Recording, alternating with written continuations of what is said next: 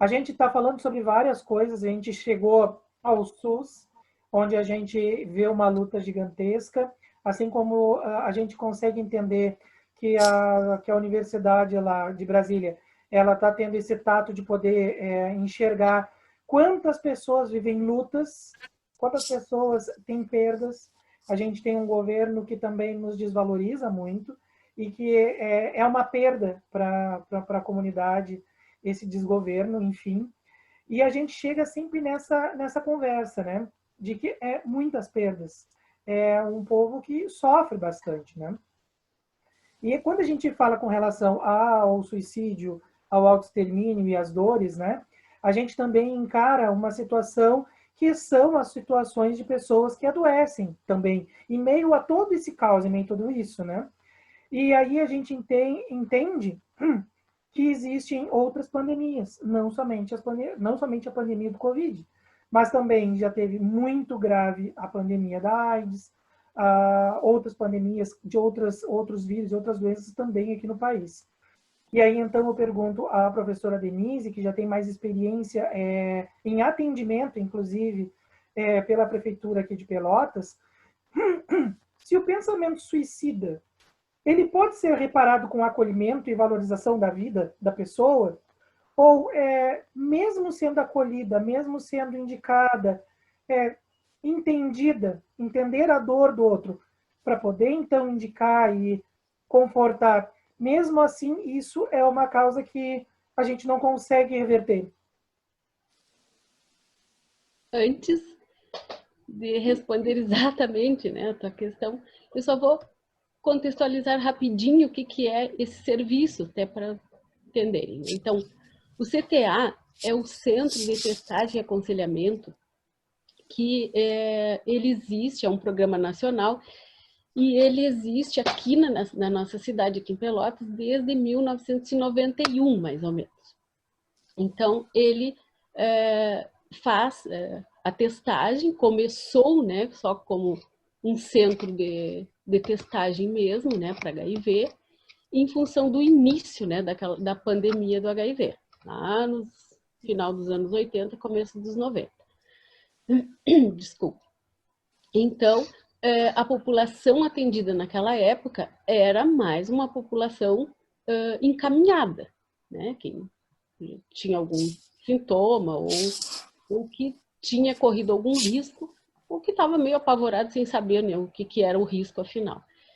E hoje é um pouquinho diferente, porque nós atendemos, né, outras demandas, né, não só encaminhamento, mas livre demanda, pessoas gestantes, pessoas que acham que tiveram algum risco, também, né, essas pessoas que estão encaminhadas por médico, não necessariamente com algum sintoma como era antigamente. Bom, imaginem vocês, né, uma pandemia, pensem, né, nessa de agora, que nós temos toda a informação, que nós temos internet, e que mesmo assim a gente não sabe muito, né? A gente fica confuso, não sabe em que acreditar, ou sei lá, talvez até informação demais atrapalhe. Mas pensem lá nos anos final dos 80 e início dos 90, sem informação quase que nenhuma, com demora, né, para chegar uma informação até a pessoa. Então era somente pelo jornal e mais pelo Jornal Nacional, né, que noticiava aquelas coisas e a gente ficava ali, meu Deus, que horrível isso, né, que doença é essa? Bom, no começo você sabe que foi tida como uma peste gay, né? Lembram? Então, as outras pessoas ficaram que não eram gays, né, que não tinham essa preocupação, vamos dizer assim, tá, né, comigo não é então. E aí a coisa começou em héteros, em crianças, né, e foi indo, e foi crescendo. Então lá no CTA a gente começou a atender todo o pessoal, né, essa demanda toda, fazendo então uma conversinha, né, que nós tecnicamente chamamos, né, de aconselhamento pré-teste, antes da pessoa fazer o teste, para desmistificar um pouco, né, desmistificar todas esse monte de informação uma só informação só de um lado, né, do que queriam que a gente soubesse, e também para tirar um pouquinho, né, da fantasia que tinha em função, né, dessa doença. Então, se faz essa conversa pré-teste e depois se faz, então, a testagem e, em seguida, nós fazemos o aconselhamento que a gente chama pós-teste. Então, para devolver o resultado e conversar, explicar aquele resultado para a pessoa. Então, é nessa hora aí que a gente consegue, né, Felipe, desculpa, Rodrigo, nessa tua pergunta, identificar algum pensamento suicida, vamos dizer assim, né, talvez, né, a gente identifique. Bom, lá naquele comecinho, então, tinha muito mais do que hoje, né, esse tipo de reação e esse tipo de pensamento. Por quê? Claro, né, se tinha algum tratamento, era um tratamento que não se sabia muito bem, talvez não fosse tão adequado assim, e que depois da pessoa apresentar os sintomas, todo mundo já sabia que mais ou menos 1 ano, 2, não tinha mais o que fazer. Lembram, né, também. E vocês, embora sejam jovenzinhos, vocês lembram do Cazuza. Então era essa imagem que as pessoas tinham, né, da AIDS naquela época. Imagine, então, qual era o pensamento? Bom, eu vou esperar ficar magrinho, fraquinho, né? Doente, acamado. Quem sabe, né? Eu resolvo isso antes, porque eu vou morrer, né? Então, um diagnóstico de AIDS naquela época era quase igual, né? Ter um atestado já, né? De que a pessoa, né, ia morrer. Então, muitas pessoas tinham essa fantasia e esse parâmetro, né, da doença, o Cazuza. E aí, claro, né, então, prefiro acabar agora com essa situação do que, né, esperar. Hoje não é tanto mais assim dessa forma. As pessoas sabem que tem tratamento, sabem que não existe mais essa questão, vou morrer amanhã, né? Não tem mais, né? Tem a AIDS é tida como uma doença crônica. Então, a gente não vê muito mais isso, né? Por essa experiência toda que eu tenho, percebo. Mas ainda existe, né? Dependendo, como os rapazes já falaram também, né? A questão cultural, a questão política, financeira, toda essa função, existem populações e populações, né? Com diferentes comportamentos, não só pela questão psicológica, mas por todos esses outros aspectos. Então, também, né, não é a mesma coisa tu dar um resultado para uma pessoa que não tem muita perspectiva, usa algum tipo de substância psicoativa, um adolescente, um adulto mais estruturado, então faz diferença, né? Não, a gente tem que perceber isso, Rodrigo, dentro, né, da tua pergunta, naquele pequeno espacinho, né, que a gente tem ali, e é difícil às vezes, né? Eu já atendi pessoas assim que conversei e tal, né, ali no aconselhamento, uma pessoa saiu lá na rua, por exemplo, uma vez e se atirou na frente de um carro. Não morreu, né, mas tentou. Outras, né, que diziam que se atirar da janela, e por incrível que pareça, né, o nosso serviço é lá no 4º andar, também é uma coisa que deveriam pensar um pouquinho melhor, mas não tem, né, esse tipo de pensamento. É onde fica melhor para colocar e deu, né? Então, pessoas têm, né, esses comportamentos.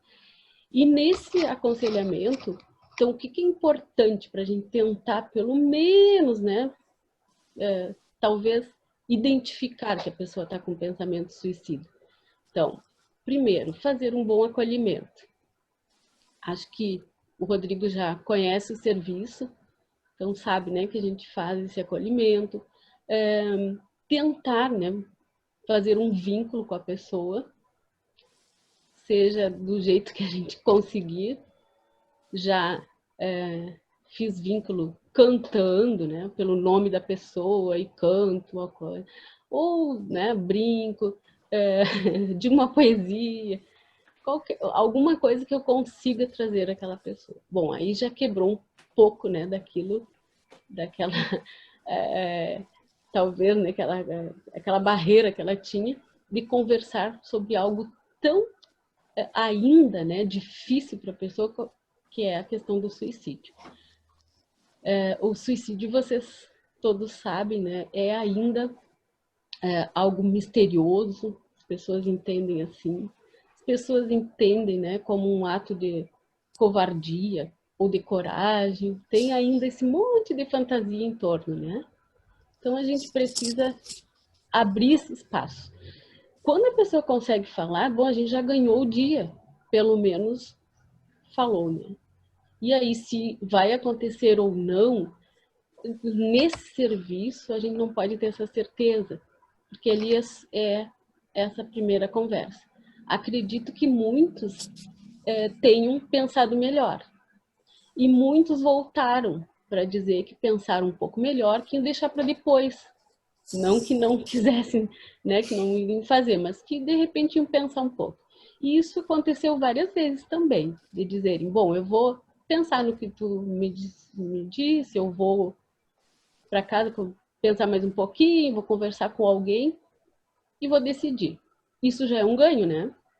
Se a pessoa volta no outro dia, embora lá o aconselhamento termine com o diagnóstico, né? Porque não é um serviço de acompanhamento, mas eu deixo sempre em aberto, assim, se a pessoa quiser retornar. E muitos retornam e a gente consegue, né, ter esse tipo de vínculo com as pessoas. Mais ou menos é isso, né, que a gente faz, então, lá nesse serviço. Mas só pelo fato de eu ter tido já a Denise como professora e ela já ter apresentado várias citações de situações em que ela viveu, eu já me sinto bastante feliz, porque é interessante a gente conseguir entender um pouco mais esse outro lado, que é na prática esse atendimento, essa absorção e o medo que isso acaba gerando na pessoa. E claro, como a professora já disse, existem tratamento, existe uma avaliação por indivíduo, nem todo mundo vai ficar que nem o Cazuza, ou vai acontecer o mesmo que aconteceu com o Cazuza.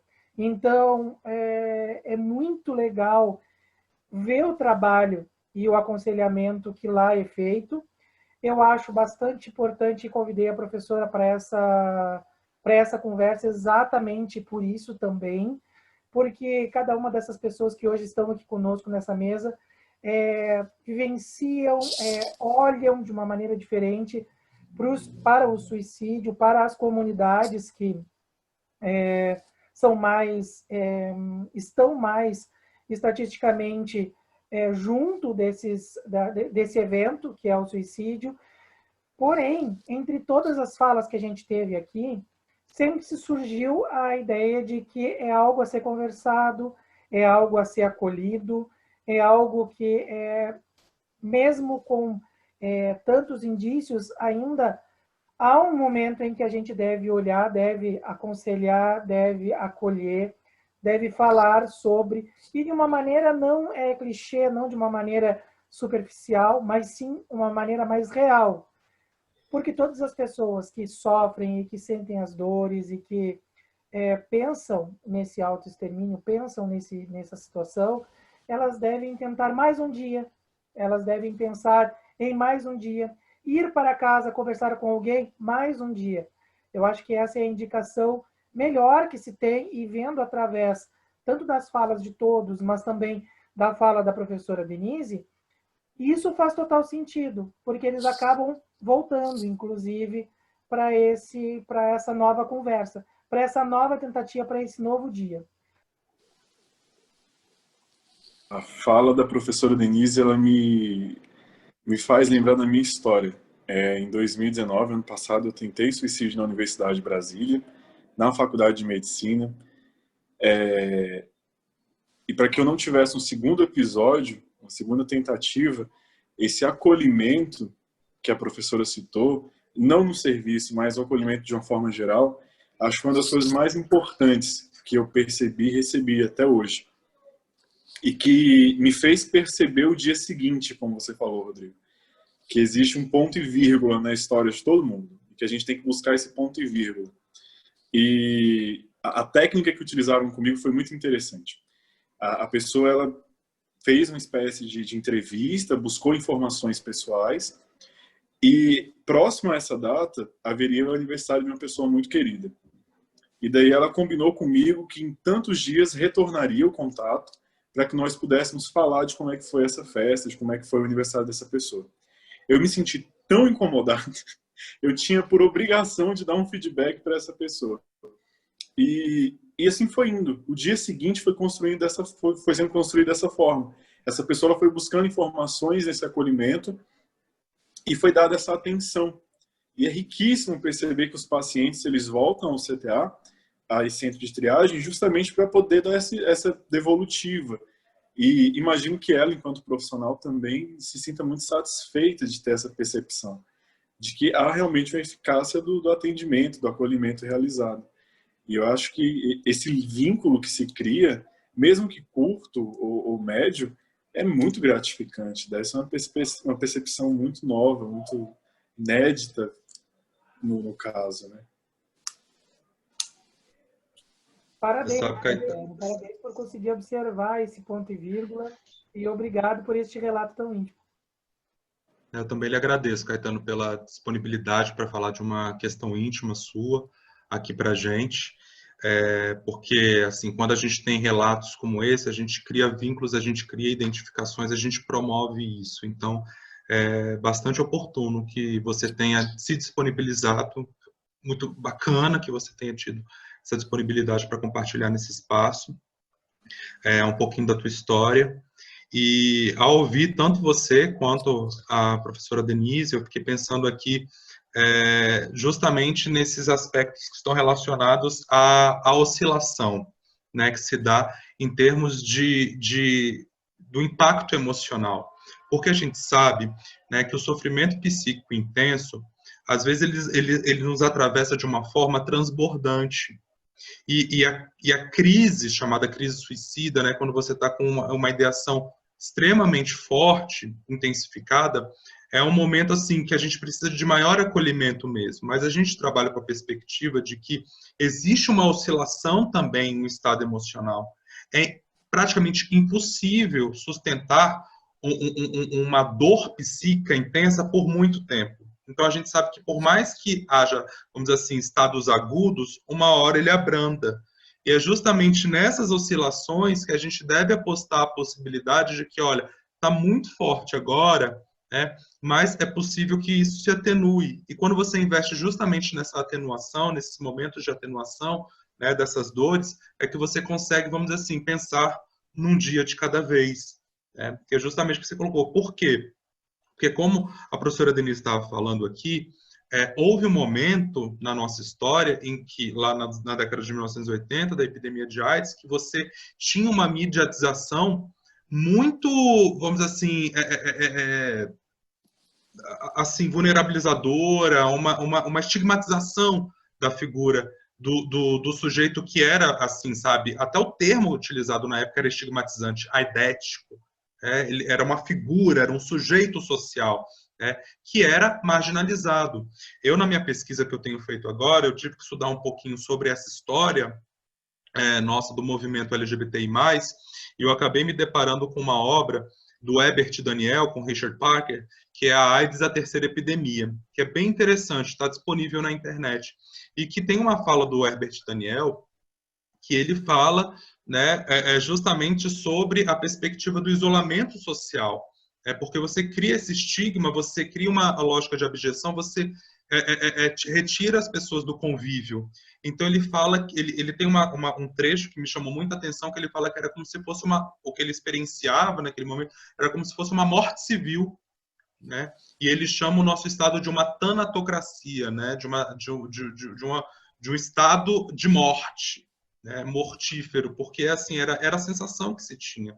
Então, de fato, a lógica que era propagada naquela época era que não tinha jeito, né? Não tinha cura, não tinha como. Então, nessa perspectiva, né, da desesperança, você acabava por pensar que não tinha mais jeito, né? Então, assim, a ideação suicida e o ato suicida era muito comum, assim, em decorrência do diagnóstico, né, nessa época.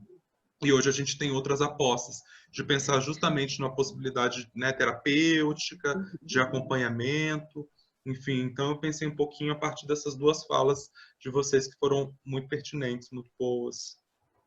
Caetano, te agradeço e lembrei bastante assim de alguns pacientes, por isso até me emocionei. E também eu acho que a gente tem que pensar que nem sempre a gente vai dar certo, né? Então também a gente como profissional não se culpar se não conseguiu, né? Que algumas vezes também isso aconteceu, né? Mas se a gente conseguir ter esse vínculo, ter esse afeto e a pessoa saber que tem alguém que ela possa contar, isso já é grande coisa, né? Então, tu imagina uma pessoa estar em casa pensar, né? Eu tô afim, né, de fazer alguma coisa, sei lá, né? Mas quem sabe eu vou lá e falo com a Denise antes. Nossa, eu falo com o Caetano, falo com o Felipe, falo com a Luísa, falo com o Rodrigo. Quem sabe, né? Então, imagine, isso pode ser que a gente seja, então, a única pessoa que está ali disposta, né? E a falar, a conversar com essa pessoa. E naquele momento, tu pode, então, resgatar essa vida, né? Talvez por um dia, por dois, por um mês, mas tá ali. E isso já é muito gratificante. E muito importante, né? Como para nós, como profissionais. Acho que isso já nos talvez nos pague o salário e já seja, né, o nosso pagamento e nos honre o diploma, né? Isso é muito importante. Que bonito, Denise. Eu não sei se eu acho que o Felipe falou mais alguma coisa, que no momento, né, como eu até esqueci que eu ia comentar, mas é com relação, eu acho que é com relação a essa questão, Felipe, do tratamento e do atendimento, que também está retrocedendo, sabe? Até em função de coisas que tu já falaste também, com relação aos nossos líderes políticos, né? Muita coisa retrocedeu com relação ao tratamento e à assistência, né, a pessoas vivendo com HIV e AIDS. Infelizmente. Eu só queria comentar que eu acho tão lindo e tão importante esse papel da Denise e do Caetano, assim como de todos, mas a função do acolhimento, né? E como a gente, não só como eu e o Rodrigo, como futuros profissionais da área, vocês como profissionais, mas nós como pessoas que formam uma sociedade, que pequenas coisas a gente não faz sem querer para colaborar com que uma pessoa se sinta mal durante o dia. Assim, eu acho que isso é uma questão que a gente tem que abordar, porque é nas redes sociais, agora muito mais do que em outro lugar, né? Já que não estamos tendo muito contato. E essa questão do acolhimento, como ela é importante. Eu achei bem legal. Às vezes Luísa, não precisa nem de uma fala, né, Luísa? Às vezes a gente não precisa nem falar. Infelizmente agora não tem como, né? O abraço, mas o abraço é muito melhor às vezes. Bem apertado. É muito bom. Tanto para a gente também, né? Quanto para o paciente. Ah, sim. E essa coisa da pessoa saber que tem alguém, como eu falei antes. Imagina, né? Eu tô sem nada, eu tô sem chão, mas eu sei que tem uma pessoa lá que pode me ouvir. Então essa disponibilidade do ouvir, muito mais do que do falar, é muito importante na nossa profissão. Eu lembro uma vez que um paciente chegou às 8 da manhã, num dia que a gente trabalhava assim todas, 4 dias à tarde e só um pela manhã. E essa pessoa foi, né, entre tantos, né, mas essa pessoa foi nessa manhã, chegou só de calça, um frio, como eu tô agora aqui, né, um frio do Rio Grande do Sul, e ele só com uma calça, sem camisa, sem sapato, sem nada mais, sem casaco, sem nada, ficou só com a calça, porque ele vendeu tudo, usando droga, né, porque ele queria uma overdose. E aí ele chegou gritando lá na Secretaria de Saúde que queria falar comigo. E aí, naquela época, eu era conhecida como a Denise da AIDS, imagine só. Eu quero a Denise da AIDS, eu quero a Denise da AIDS. Aí foi aquela confusão e ele foi... E eu disse, que bom que essa pessoa conseguiu chegar, né? Assim como outros, e procuravam minhas colegas também, chegar naquele... Ainda que naquele estado, mas ele não queria, né?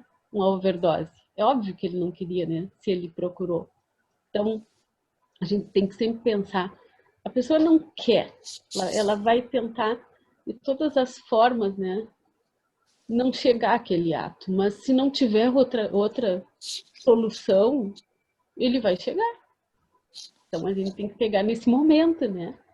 Nesse meio tempo aí, e aí tem que ter esse clique, né, de entender que é aquele momento ali que aquela pessoa está precisando.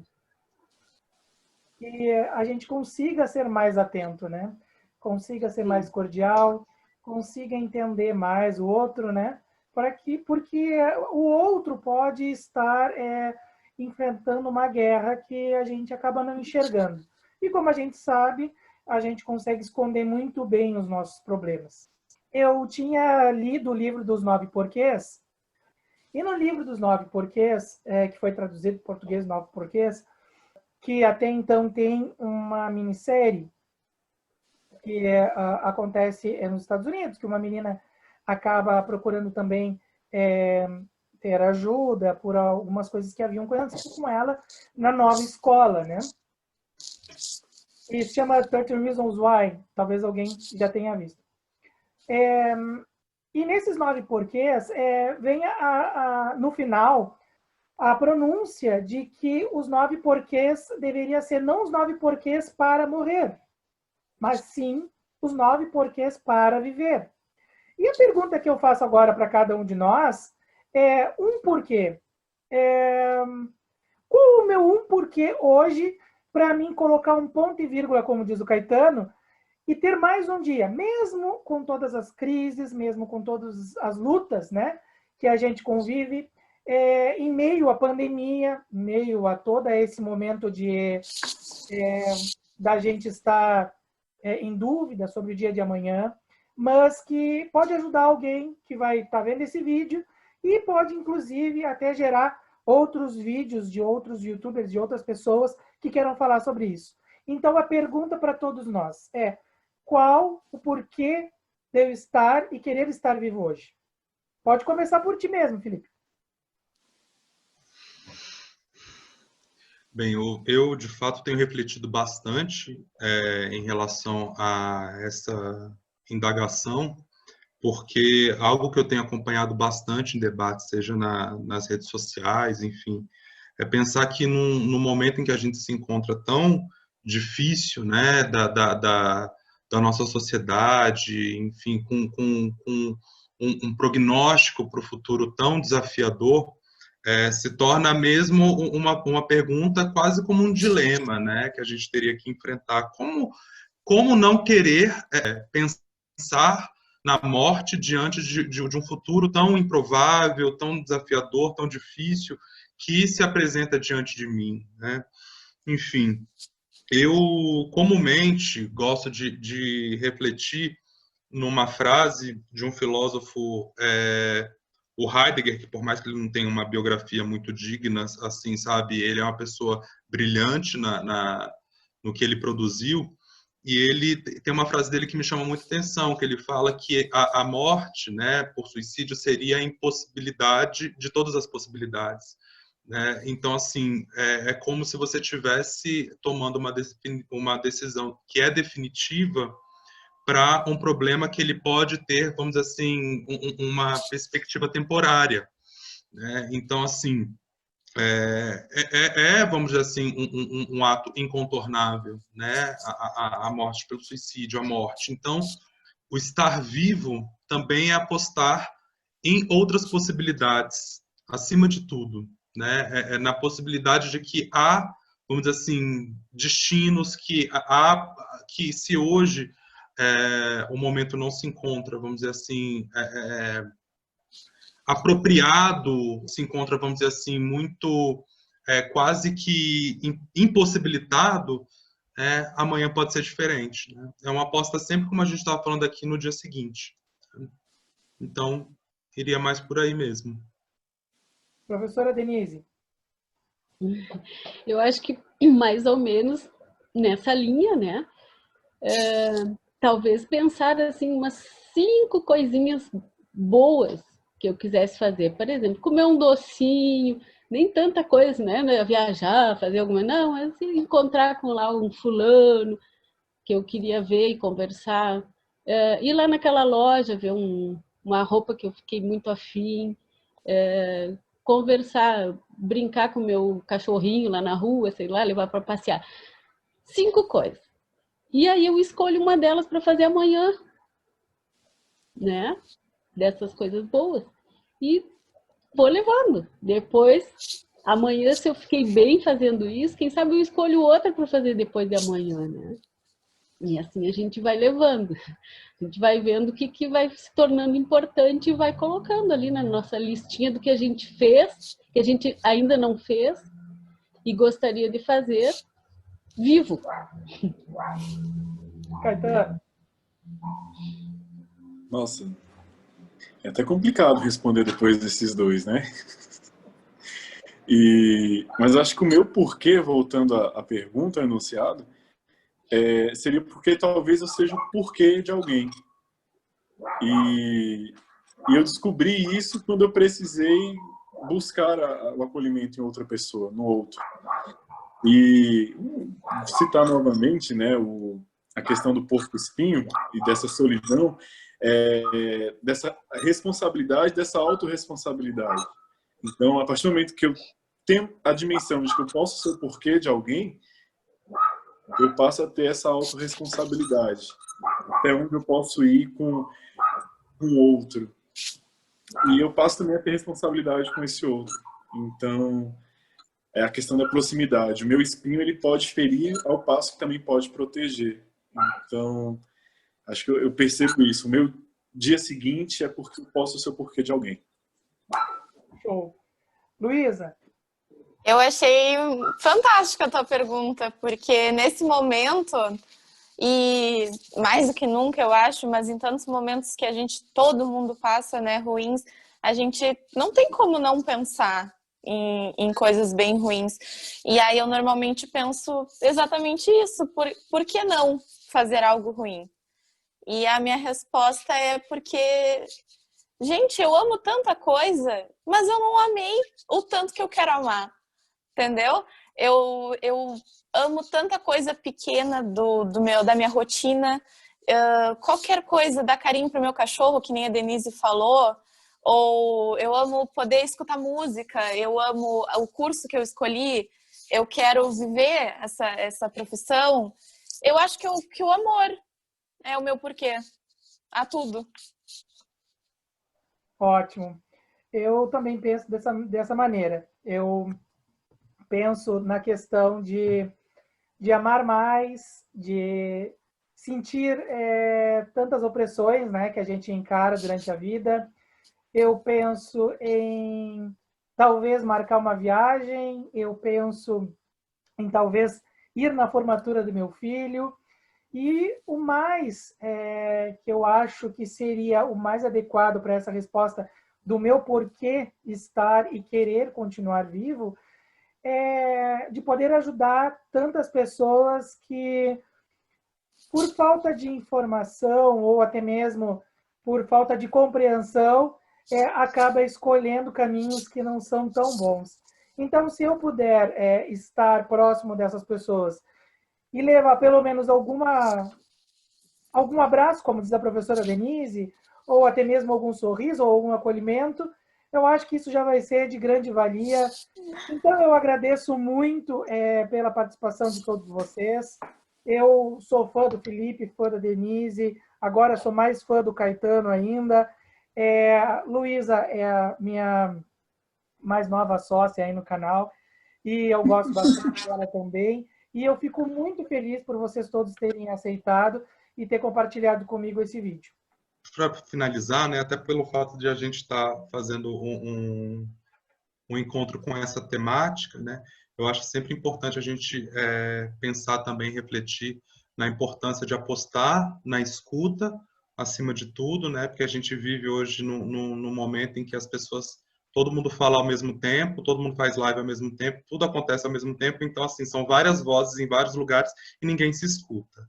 Então, quando a gente aposta na escuta, né, e na possibilidade que a pessoa fale, e não só o interlocutor, a interlocutora escuta, mas ela se escute também, isso traz, enfim, toda uma transformação, né? E às vezes, né, a gente fica muito querendo, às vezes, né, na nossa impossibilidade de acolher as dores da outra pessoa, vir com aquelas frases prontas, não fica assim, não, vai passar, né? Enfim, mas a gente sabe que é muito mais importante escutar, porque às vezes um silêncio acolhedor, né, de ficar próximo à pessoa só escutando, naquele silêncio já faz toda uma transformação, principalmente nesse momento em que assim a gente está em telas, né, interagindo em telas, a gente não tem um encontro presencial.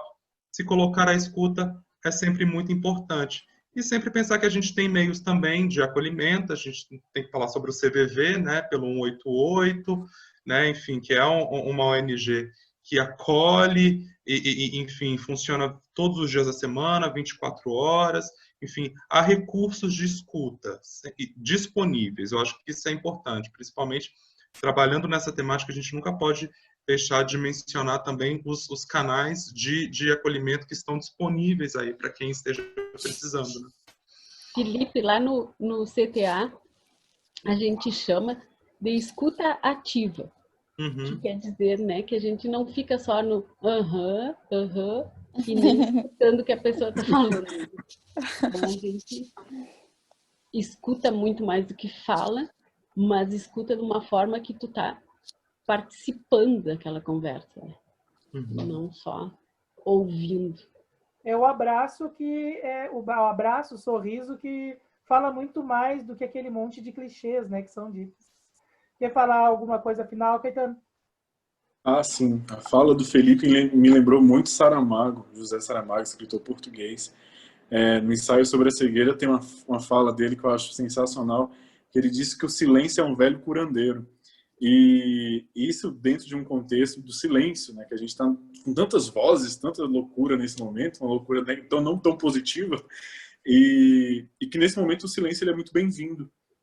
Saber ouvir mais, acolher mais, esse acolhimento ele é crucial, acho que foi a palavra-chave dessa nossa conversa, e que a gente possa realmente se aprofundar em saber abraçar o outro. Existem inúmeras formas de a gente abraçar. O simples sorriso, o simples olhar perceptivo, acolhedor, ele já é um abraço muito saboroso, muito gostoso e que pode salvar vidas. E também reforçar que existem os canais de acolhimento, de escuta ativa, eles são importantes, principalmente para a comunidade universitária nesse momento de ensino remoto, que está sendo um caos. Nós estamos provando, acho que o maior desafio das nossas vidas acadêmicas. Então, não sofra calado, você não está só, não é normal passar por isso sozinho. Muito pelo contrário, fale. E essa fala ela é aberta para todos e para todas. Luísa. Eu queria agradecer porque eu achei uma conversa incrível. Eu estou muito grata por ter participado dessa mesa cheia de gente incrível. Feliz demais.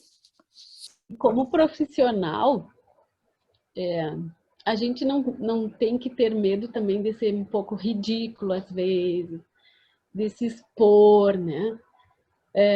De mostrar a nossa emoção, porque essa coisa, né, antiga de dizer, né, a gente tem que estar longe para poder entender, a gente não pode se envolver, pode sim, isso tudo é bobagem. Eu vou me matar por isso, né? A gente tem que ser humanizado, a gente pode ser um pouquinho ridículo de vez em quando. Vocês que foram meus alunos sabem, né? Que eu fico, às vezes, falando alguma bobagem. E eu acho que isso é humano. E isso é a gente, né? A gente precisa ser assim para conseguir chegar, né, até a pessoa. Se a gente ficar muito, né, num patamar, né, diferenciado, porque eu sou profissional, a gente não vai fazer nada por ninguém, né? Não vai conseguir ajudar de jeito nenhum. Era isso. Muito obrigado, Denise, por esse posicionamento. Obrigado a Hã? todos mais uma vez.